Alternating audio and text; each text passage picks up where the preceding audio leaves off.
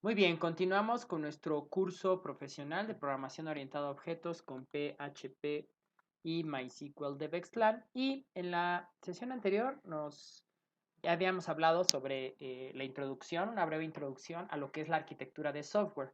Y dentro de la arquitectura de software tenemos diferentes patrones de diseño que nos permiten dar solución a la aplicación, el sistema, el sitio que estemos desarrollando, ¿no?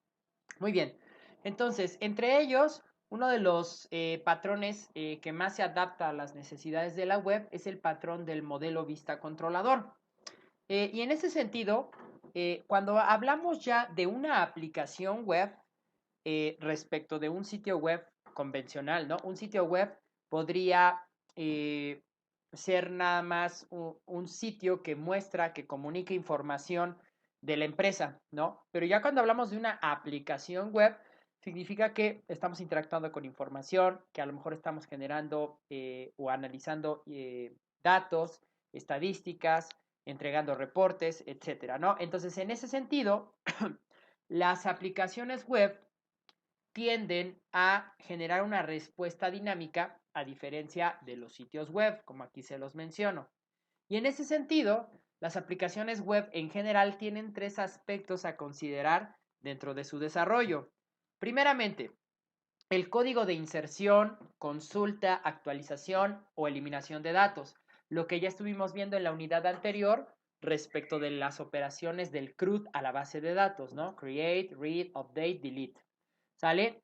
Después tenemos el código que nos permite, mediante el diseño de páginas, mostrar información, ¿no? El código del diseño de las páginas a mostrar. Y finalmente, tenemos el código que controla el flujo entre dichas páginas y la aplicación que consume los datos, ¿no? Entonces, pues basándonos en estas tres grandes eh, secciones de código o capas, ¿no? Es que podemos explicar el patrón modelo vista controlador, ¿no?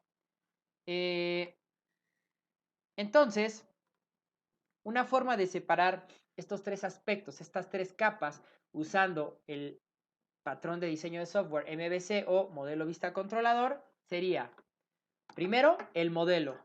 El modelo va a representar la lógica de negocio.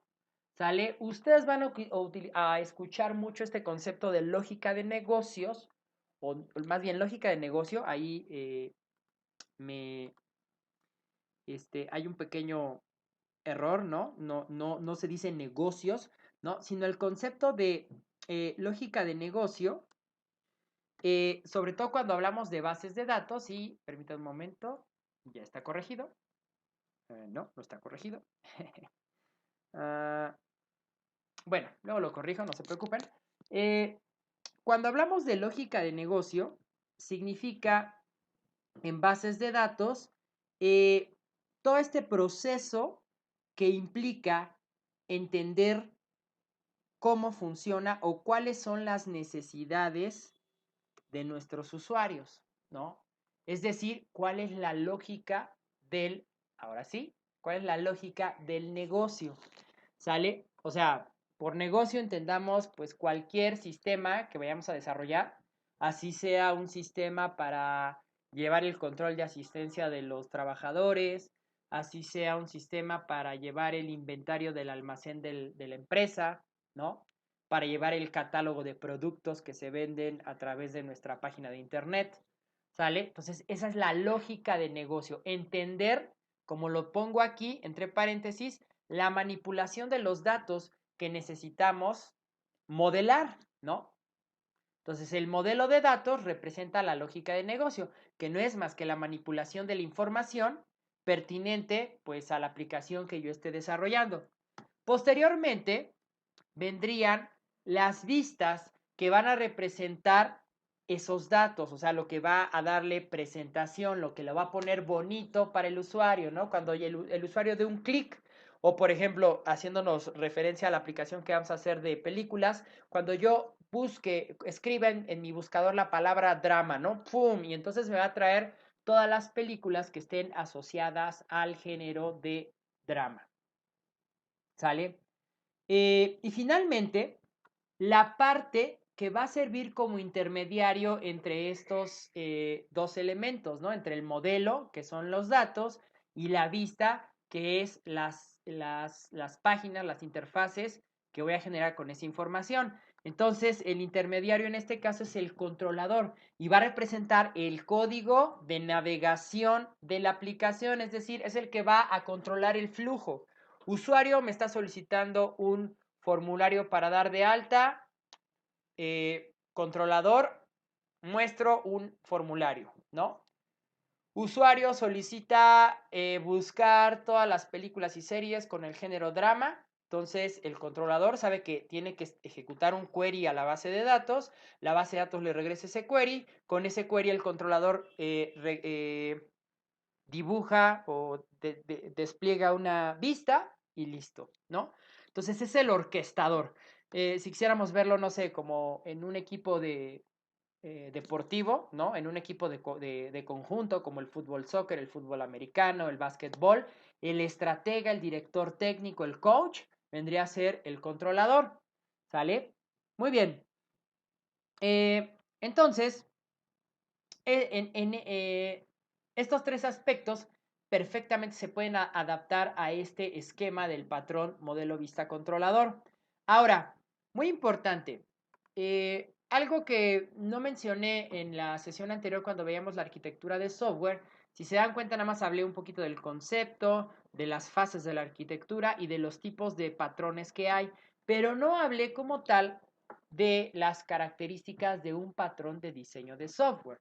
¿Sale? Entonces recuerden, el modelo de vista, el modelo vista controlador o MVC es un patrón de diseño de arquitectura de software. Y los patrones de diseño tienen ciertas características, ¿sale? Primeramente, nos van a dar soluciones efectivas a problemas comunes en el diseño de software, ¿no? Por ejemplo, un problema que podemos atacar con patrones de diseño de software sería, por ejemplo, el CRUD. El CRUD implícito, las operaciones básicas a datos en una base de datos, ¿no? Insertar, buscar, actualizar, eliminar, ¿no? Que es el CRUD. Bueno, pues si ustedes se dedican a buscar en internet, en documentaciones técnicas del lenguaje de programación en el que estén trabajando, ya hay implementaciones para hacer estas tareas, ¿no? Por ejemplo, otra tarea típica sería el manejo de sesiones, ¿no? ¿Cómo hacer que un usuario, dependiendo de su perfil, tenga acceso o no a las características de nuestra aplicación? Y de igual manera, cada lenguaje de programación tiene sus diferentes patrones para, o bueno, en este caso funciones para poder ejecutar sesiones, ¿no? Entonces, los patrones de diseño de software ya resuelven tareas o problemas comunes dentro del diseño de software. Entonces, seguramente cuando ustedes empiecen a plantear las necesidades que requiera su aplicación o sistema, seguramente ya hay una solución implementada en algún patrón, ¿sale? Y eso nos da pie a explicar la siguiente característica. Su siguiente característica es que su efectividad ya ha sido comprobada, ¿sale? Por ejemplo, también para atraer un poco a la gente que es como más del área de diseño y no tanto de ingeniería. Los patrones, déjenme decirles, los patrones existen prácticamente en todas las disciplinas del conocimiento humano, ¿sale? Por ejemplo, hay patrones para desarrollar interfaces, ¿no? Y les voy a dar un claro ejemplo. Este es un sitio, ¿no? De un cliente. Y miren, esto este menucito aquí que tenemos de navegación, que solemos decirle menú de hamburguesa, ¿no? Nosotros ya vemos esas tres líneas y ya pues, sabemos coloquialmente, usualmente, que es un menú de navegación, ¿no? Que bien pudiera ser un menú como lo estamos viendo, que se desplaza de arriba hacia abajo, o bien que pudiera aparecer como panel de un lado hacia el otro, ¿no? Entonces, esto es un patrón de diseño de interfaces, ¿sale? No es un patrón de arquitectura de software, pero esto es un patrón de diseño, de interfaz de diseño. ¿Por qué? Porque, bueno, la solución a implementar este menú, ¿no? Es la misma, o sea, digamos que resuelve el mismo problema, ¿no? En este caso, tener una navegación ágil que no nos ocupe mucho espacio, ¿no? En este caso, en los dispositivos móviles, y que funcione, ¿no? Y en ese sentido, la manera en la cual nosotros programamos, bueno, más bien, damos funcionalidad y diseño a este menú de hamburguesa, está definido en un patrón de diseño responsive de navegación, ¿sale? De hecho, ese es un tema, haciendo un paréntesis al curso de programación orientada a objetos que estamos tomando, para aquellos chicos o aquellos alumnos que tengan la suscripción anual, próximamente estaremos haciendo una actualización al curso de responsive, donde vamos a hablar justamente de patrones de diseño de navegación, ¿sale? En donde pues les voy a dar los patrones que existen más comunes, en este caso de navegación móvil, ¿no? Y la construcción y la programación es infalible, o sea, ya está probada para que todo lo que consideremos eh, eh, tactos, gestos con los dedos, deslizamientos, clics, todo está probado para que ese menú de navegación funcione, ¿sale? Obviamente acá pues los lenguajes van a ser para programar ese menú, pues es JavaScript, ¿no? Y en la parte de presentación pues CSS, ¿no? Entonces déjenme decirles que el mundo de los patrones no nada más tiene que ver con la programación, ¿sale? Aquí les doy el claro ejemplo de lo que vendría a ser un patrón de navegación hablando de interfaces de usuario, ¿sale? Y entonces, así como MVC y como esta solución del menú de hamburguesa son soluciones a tareas comunes del diseño, ¿no? Regresando al ejemplo del menú de hamburguesa, pues atacar la navegación en un dispositivo móvil, ¿no? Su efectividad ya ha sido comprobada, o sea, cuando nosotros ejecutamos, o más bien cuando nosotros convertimos una rutina de código, una serie de comandos a ejecutarse que nos realizan ciertas acciones o nos dan solución a algo y que después perfeccionamos esas instrucciones, revisamos que todas las opciones no contempladas no nos ejecuten errores, ¿no? Ahí es cuando ya lo podemos replicar, ¿no? Y entonces se vuelve un patrón, porque los patrones, como lo dice aquí, su efectividad ya ha sido comprobada. Y otra característica, son reusables. Por ejemplo, hablando otra vez del diseño de interfaces, un patrón de los frameworks como Bootstrap, como Foundation, como jQuery Mobile, como Responsible, que es una librería CSS de mi autoría, ¿no? Y los invito a que la prueben. Es una librería escrita 100% en código CSS que te permite maquetar ya sea con floats, con display inline blocks o con el modelo de Flexbox, ¿no? Entonces, librerías que nos permiten maquetar como esta, ¿no? Que le estoy haciendo publicidad. No, en serio, pruébenla y si les gusta, pues denme sus comentarios. De hecho, la vamos a usar para el poquito frontend que vamos a trabajar en la unidad 6, ¿no? Cuando ya conformemos nuestro framework y generemos nuestras vistas, ahí utilizaremos Responsible. Pero bueno, frameworks como Bootstrap, Foundation, ¿no? Si ustedes se dan cuenta, la manera en cómo maquetamos con estos frameworks es muy similar. A lo mejor cambia las clases que invocamos, pero la manera en cómo vamos segmentando la estructura, los contenedores, las columnas, es similar. ¿Y por qué es similar de un framework a otro? De Responsible a Bootstrap, o de Bootstrap a Foundation, o de Foundation a jQuery Mobile, o de jQuery Mobile a Materialize, ¿no? Que todos estos que les estoy comentando, pues son frameworks para maquetar, ¿no? Y bueno, y que traen muchas cosas adicionales que tienen que ver con front. Eh, ¿Por qué son similares? Porque justamente, nuevamente, ¿no? Resuelven un problema. ¿Cuál es el problema? La maquetación de nuestros sitios o aplicaciones. Su efectividad ya ha sido comprobada, ¿no? Y son reusables. Yo puedo utilizar, si estoy casado con Bootstrap, ¿no? Yo puedo utilizar Bootstrap en un proyecto, en otro, y ahí radica su efectividad y su reusabilidad, ¿sale? Y otro detalle importante respecto de los patrones de diseño de software y también patrones de diseño de interfaz de usuario es que facilitan el aprendizaje de los programadores inexpertos, ¿sale? Yo recuerdo cuando comencé en este maravilloso mundo de la web y yo creo que como cualquier otro, empezamos buscando en internet, ¿no?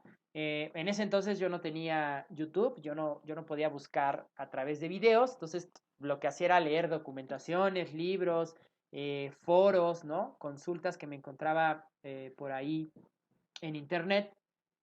Y de repente, bueno, pues encontraba un código, lo descargaba, lo implementaba en mi aplicación y veía que más o menos funcionaba, le cambiaba los nombres, a lo mejor por los nombres de los campos de mi base de datos, cambiaba los datos de mi conexión, o cambiaba los nombres de mis variables, o que si necesitaba más columnas o menos columnas, igual le iba agregando cosas y como todo, ¿no? Le picaba aquí, le picaba allá, presionaba este botón y hacía tal cosa y más o menos como que lograba implementarlo, pero nunca con la intención de realmente analizar qué es lo que pasaba y realmente entenderlo para yo ahora sí meterle mano de manera considerable y poderlo adaptar a mis necesidades, ¿no? Lo que en un inicio yo hacía, y creo que todos llegamos a pasar por ese lapso, era como adaptarnos a lo más parecido que encontrábamos en internet, ¿no? Pero ya cuando justamente yo dije, no, no puedo seguir así toda la vida, ¿no? Ahí como picándole aquí, picándole allá, comentando una línea de código, agregando otra y sin entender, pues no, no es posible. Entonces cuando decidí ya totalmente documentarme, aprender desde cero las bases de los lenguajes, los patrones de diseño de software, pues es cuando corregí y limpié muchos vicios que me generó ese copy-pasteo de código, ¿no? Entonces, cuando sobre todo empezamos en este maravilloso mundo de la web y somos inexpertos, pues, y cuando desde el principio empezamos el aprendizaje a través de patrones de diseño de software, pues digamos que nos hacemos a un lado de esos vicios o esas malas prácticas y pues tu aprendizaje va a ser más significativo, ¿no? Y por experiencia propia les puedo decir que cuando estás acostumbrado a ese tipo de copy-pasteo y de no entender del todo el código, cuando tratas de pasarte ya a las buenas prácticas, al principio es muy difícil, ¿no? O sea, tienes que ponerle mucho empeño, ¿no? En cambio, si desde el principio sabes que tienes que aprender esto de los patrones, de aprender buenas prácticas, de ser metódico, ordenado, modular, pues prácticamente con el tiempo vas a ir ganando experiencia y vas a ver que a la larga, pues esto te va a beneficiar, ¿no? Muy bien, y hablando un poquito ya sobre la historia del modelo vista controlador, les menciono que fue aportado originalmente en el lenguaje de programación Smalltalk, estamos hablando de la década de los 70, ¿sale? Y pues, como ya lo sabemos, su característica principal consiste en dividir la aplicación en tres componentes, ¿no? Se basa en la separación de responsabilidades y cada una de estas partes es encargada de un aspecto en particular y que no interfieren con las actividades de las otras. Sin embargo, aunque no interfieran, o sea, aunque la vista no tiene que ver absolutamente nada con las sentencias que se ejecutan a la base de datos, que serían responsabilidad del modelo, sí guardan una interdependencia entre sí, ¿sale? Y que es lo que permite que pues tengan una relación entre sí.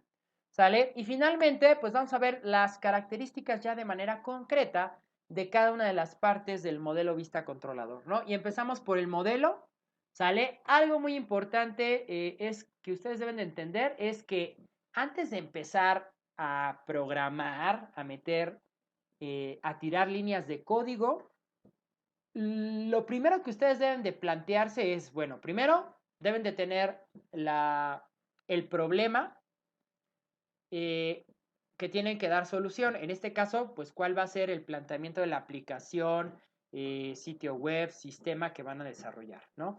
Una vez que ya sepan eso, que levanten su análisis de requerimientos y que empiecen a estructurar su información, lo siguiente que yo les recomiendo, antes de pasarse a la construcción del modelo vista controlador, es la elección de tecnologías, ¿no?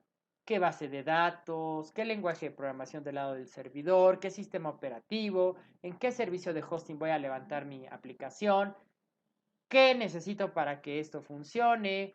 Del lado del frontend, pues igual, ¿no? ¿Con qué voy a maquetar? ¿Qué APIs de JavaScript voy a utilizar? Voy a utilizar librerías, frameworks, etcétera, ¿sale? Y ahora sí, una vez que ya se tiene toda esta colección de herramientas, tecnologías y servicios y demás, ya cuando empezamos a desarrollar la aplicación, lo primero que tenemos que tener es el modelo de datos. ¿Sale? Si se dan cuenta, en la aplicación que estamos desarrollando a lo largo de este curso, que es un Netflix, ¿no? Un repositorio de películas y series favoritas, pues ese es nuestro modelo, ¿no? Ese es el problema al que queremos dar solución, tener una colección de nuestras series y películas favoritas. Una vez eso, bueno, empezamos a modelar la base de datos, ¿no? En este caso vamos a utilizar MySQL, pero pudimos haber utilizado cualquier otro gestor de base de datos.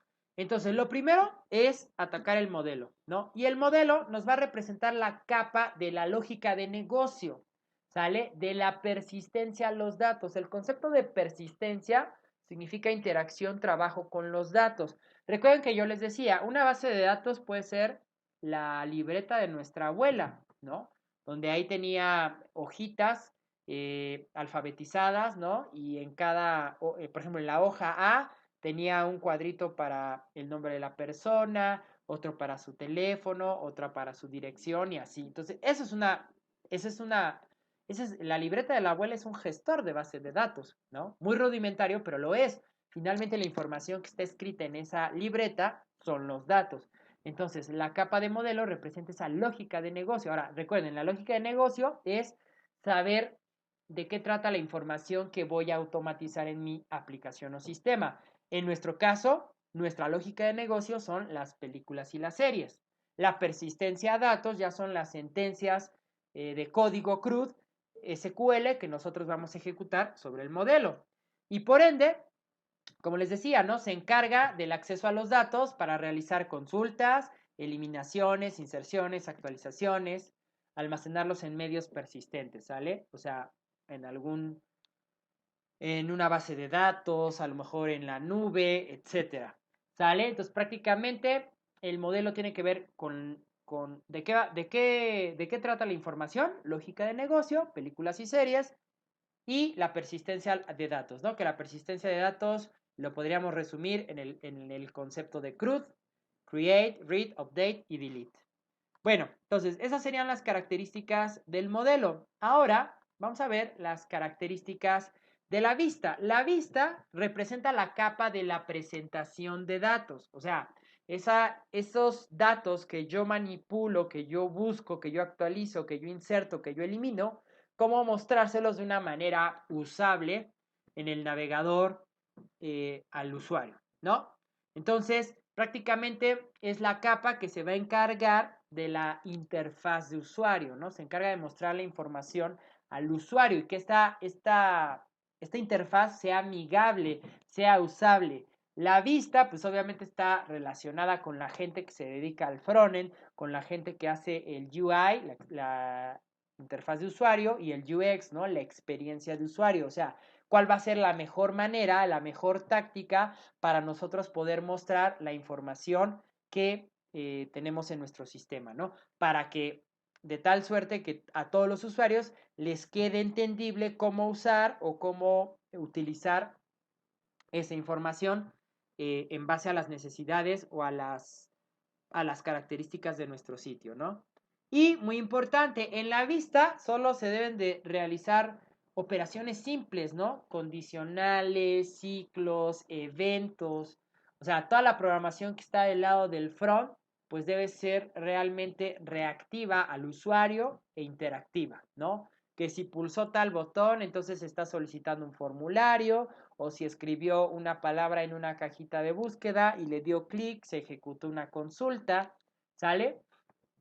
Aunque bueno, en ese sentido hoy en día también, gracias a frameworks como Angular, React, Backbone, del lado del frontend en JavaScript, bueno, pues cada vez se está teniendo más responsabilidades en el frontend, ¿no? De las que se tenían antes. Pero en el estricto sentido, en la esencia del modelo vista controlador, pues la programación del lado de la vista, pues realmente es reactiva solamente a la interacción con el usuario. No tendríamos que estar manejando lógica de negocio, porque esa lógica, pues, es la que está tras bambalinas en el backend y que es la programación de la que se encarga la siguiente capa, ¿no? Que es el controlador. Y como nos decíamos, el controlador es el orquestador, el coach, el director de la orquesta, el director técnico del equipo de soccer, ¿no? Se encarga de controlar el flujo y la navegación de la aplicación. Él sabe que si el usuario le está solicitando un formulario, tiene que generar una vista. Si el usuario le está ejecutando una búsqueda, tiene que ir al modelo, buscar los datos, regresar, generar una vista y mostrárselas al usuario. ¿Sale? Tiene la función de recibir y responder los eventos del usuario. Esto a menudo ya de manera técnica en la programación se conoce como el require y el response, ¿no? Las peticiones y las respuestas.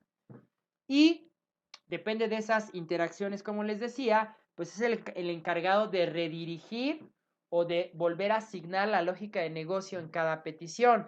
Eso significa que si el usuario le está generando un formulario, pues a lo mejor el controlador lanza una vista que a nivel del navegador y significa que el usuario del home se va a ir a una ruta que sea diagonal alta, ¿no? O alta usuarios y entonces le va a aparecer un formulario para que dé de alta un usuario, ¿no? O que si busca algo se va a redirigir a una ruta diagonal search, ¿no? Entonces también tiene que ver mucho con la parte del enrutamiento, ¿no? Las tareas del controlador. De hecho, en esquemas contemporáneos y más actuales, el controlador justamente se llega a dividir en dos digamos, mini capas, ¿no? La capa que se encarga exactamente de controlar la navegación, del enrutamiento, y por otro lado la parte que ya controla el acceso al modelo de datos, ¿sale? Que de hecho es más o menos así como vamos a desarrollar nuestro framework en la última unidad.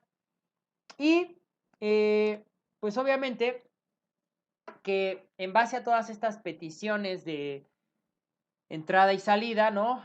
Require response, peticiones y respuestas, debe tener un mecanismo que guarde y que, digamos, a manera como de una tabla de que cada petición debe tener su correspondiente salida y viceversa, ¿sale?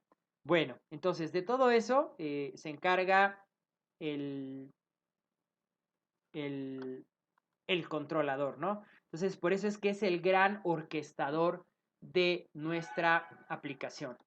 ¿Sale? Y bueno, finalmente aquí les comparto un esquema que eh, nos explica de manera gráfica pues el funcionamiento del modelo vista controlador, ¿no? Mientras que acá tenemos la vista, ¿no? Ahora la vista la podemos dividir también, la vista también va a tener su parte de lógica, que vendría a ser toda esta programación básica, simple, reactiva al usuario que les estaba comentando, los layouts, que finalmente va a ser pues la presentación, el diseño con el que nosotros mostremos en la interfaz gráfica esos datos que se procesaron en el modelo. Obviamente, pues aquí lo vemos, ¿no? El usuario solicita información. En este caso, el encargado, el orquestador de trabajar todo esto, pues es el controlador. Dependiendo lo que el usuario solicite, puede ser que el controlador invoque algo, pida algo al modelo. El modelo, ojo, quiero que entiendan que el modelo también es parte, o sea, también son sentencias de programación, pero el modelo va a ser ese conjunto de instrucciones de programación que se van a comunicar con la base de datos, ¿sale? Entonces, Por ejemplo, cuando en la siguiente unidad vamos a ver cómo conectar PHP con MySQL. Entonces, todas esas instrucciones que nosotros generemos, todas esas clases que generemos para conectarnos a la base de datos, van a formar parte dentro de nuestra programación de la parte del modelo de nuestra aplicación. Entonces, el modelo no es como tal la base de datos. El modelo son las clases, las funciones, la programación que va a seguir estando en el lenguaje que nosotros elijamos, en este caso PHP, que va a tener la capacidad de comunicarse con la base de datos, en este caso con el gestor MySQL. Entonces, el conjunto de clases, de funciones PHP que interactúen con MySQL son las que van a encargarse de la parte del modelo. Y entonces, en este caso, las funciones y las clases que le soliciten información a MySQL, pues igual van a ejecutar sentencias de tipo CRUD, MySQL las va a resolver y dependiendo de lo que nos devuelva MySQL, ya sea un error, ya sea una consulta vacía, ya sea un conjunto de datos, los regresa a esas funciones de modelo. Estas funciones de modelo le regresan la respuesta al controlador y el controlador, dependiendo de lo que haya solicitado el usuario, pues procesa una vista y esta vista, obviamente la vista, recuerden, la vista también, aunque la vista está más como del lado del front, pues la vista también tiene su programación implícita, ¿no? Su lógica de programación. Entonces, igual, la vista solucionará su respectiva programación, su respectiva lógica, mostrará la información que tenga que hacer a través del layout y pues la información será entregada al usuario, ¿sale? Entonces, pues este esquema, a grandes rasgos, explica el flujo de cómo interactúa la información, cómo va viajando la información a lo largo de estas tres capas del patrón de diseño de software o de arquitectura de software, modelo, vista, controlador. ¿Sale? Bueno, pues con esto terminamos la unidad número 4 de nuestro curso. Y nos vemos en la siguiente unidad, la unidad número 5, que tiene que ver con el patrón modelo vista controlador ya aplicado dentro del lenguaje PHP y obviamente con filosofía de programación orientada a objetos. Yo soy su amigo y docente digital, Jonathan Mircha. Está en el curso de programación orientada a objetos con PHP y MySQL de Bexlan. Sean felices. Hasta siempre. Bye.